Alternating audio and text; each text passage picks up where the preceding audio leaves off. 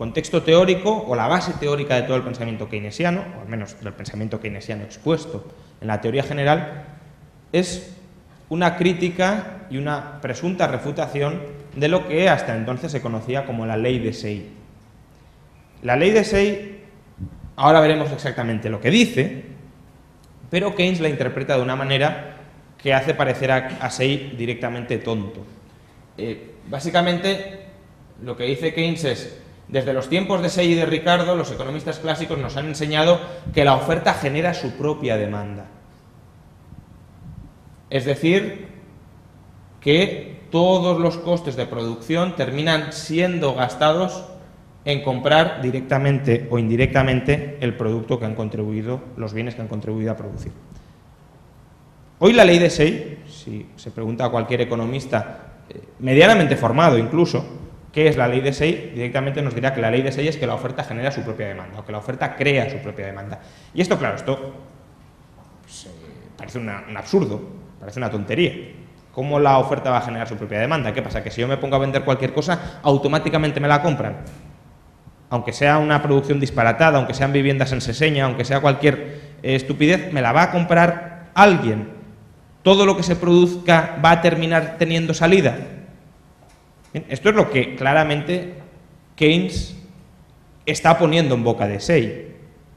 Pero, claro, si uno se va a lo que dijo Say, al texto de Say, que por cierto Keynes no cita en su obra, lo cual habría sido bastante de agradecer para clarificar qué pensaba realmente Say, lo que dice Say, lo leo y luego lo explico, porque bueno, el lenguaje del siglo XIX tampoco es que sea lo más claro del mundo. Dice Say: el hombre que dedica su trabajo a crear objetos valiosos que proporcionen utilidad de algún tipo, es decir, el hombre que se dedica a producir cosas para venderlas en el mercado, no puede esperar que ese valor sea apreciado y pagado por otras personas, a menos que esas otras personas cuenten con los medios para adquirirlos. Es decir, que si yo vendo algo en el mercado, no puedo esperar que me lo compren si el comprador no tiene algo con que pagarme. Si yo vendo y nadie me puede comprar porque nadie tiene poder adquisitivo para comprar, pues no me lo van a comprar. Está ahí todo bastante lógico. Pero la clave es lo que sigue ahora, se pregunta Say. ¿Pero en qué consisten esos medios? ¿En qué consiste ese poder adquisitivo para comprar mercancías? Dice: en otros productos valiosos, como lo son los frutos de la industria, del capital y de la tierra. Lo que nos lleva a una conclusión que puede resultar paradójica, y es que la producción es la que posibilita la demanda de otros productos. Es decir, mi poder adquisitivo, ¿en qué consiste? En mercancías que yo he producido. Ahora mismo se dice: la gente no consume. ¿Por qué no consume? Pues porque está en el paro. Es un motivo que podemos aducir de por qué no consume. ¿Y por qué está en el paro? Está en el paro significa que no está produciendo, no está generando valor para los consumidores o para otros agentes económicos. Y si no está produciendo, significa que no está demandando porque no ha producido. Si hubiese producido, tendría rentas, tendría poder adquisitivo con el que comprar otras mercancías. Por tanto, cuando decimos que el problema es de demanda, en el fondo también estamos diciendo que el problema es de oferta. ¿Por qué? Porque para demandar previamente tengo que ofrecer. Existe una alternativa, si os fijáis, que eso quizás es lo que Say no terminó de considerar, aunque no está claro. Y es que yo demande no en función de lo que ya he producido, sino en función de lo que voy a producir en el futuro. Eso sería el endeudamiento. Yo gasto hoy y pago mañana. ¿Pero con qué pago mañana? Con mi producción futura. En todo caso, lo que sí es cierto, y solo puede ser así, es que mi gasto actual está limitado o por mi producción pasada o por mi producción futura. Gastar sin producir es robar. Yo me quedo con tu producción y no te doy nada a cambio. Por tanto, por necesidad, la demanda viene limitada por la oferta. Eso es lo que decía Say, simplemente. Que si queremos gastar, tenemos que producir. Que no podemos gastar sin producir. Say no decía, de todas formas, que toda producción, como le atribuye Keynes, vaya a encontrar inmediatamente salida en el mercado. No dice que toda producción necesariamente se vaya a vender.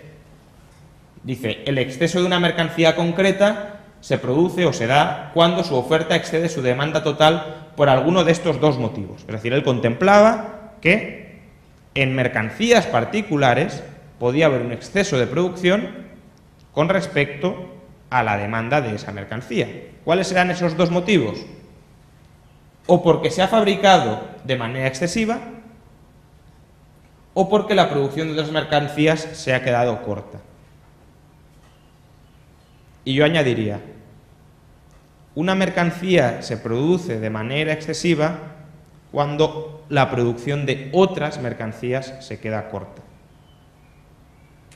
Este es un punto importante que nos remite al concepto en economía de coste de oportunidad. Si yo he producido más de algo, es porque he producido insuficientemente de otras cosas.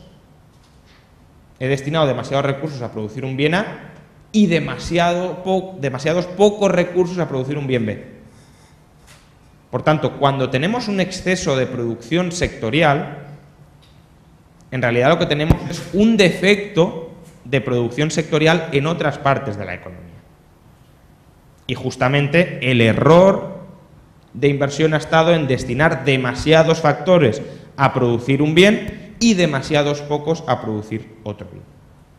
Ese bien, por cierto, puede ser el ocio, puede ser el tiempo libre, puede ser simplemente dedicarnos a aumentar la productividad para, estabilizando nuestra producción, disfrutar de más tiempo libre. Por tanto, ya de entrada, fijaos que la doctrina Keynes malinterpreta, no sé si deliberada o no deliberadamente, a Say. Say simplemente está diciendo, a largo plazo, oferta y demanda han de ser iguales. ¿Por qué? Porque uno no puede consumir sin producir, no puede gastar sin producir. Y además, a largo plazo, toda producción se termina gastando. ¿Por qué? Porque sí, puede haber errores sectoriales de producción. Un empresario puede producir demasiado de un bien, pero a través del mecanismo de mercado, ¿qué pasa si un empresario produce demasiado de un bien? Que quiebra, porque no vende ese bien, tiene pérdidas y se readapta, desaparece.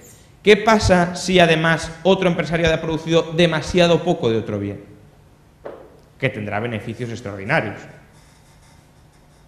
Subirán los precios de ese bien porque habrá más demanda que oferta de ese bien. ¿Y qué pasa si suben los precios y hay beneficios extraordinarios?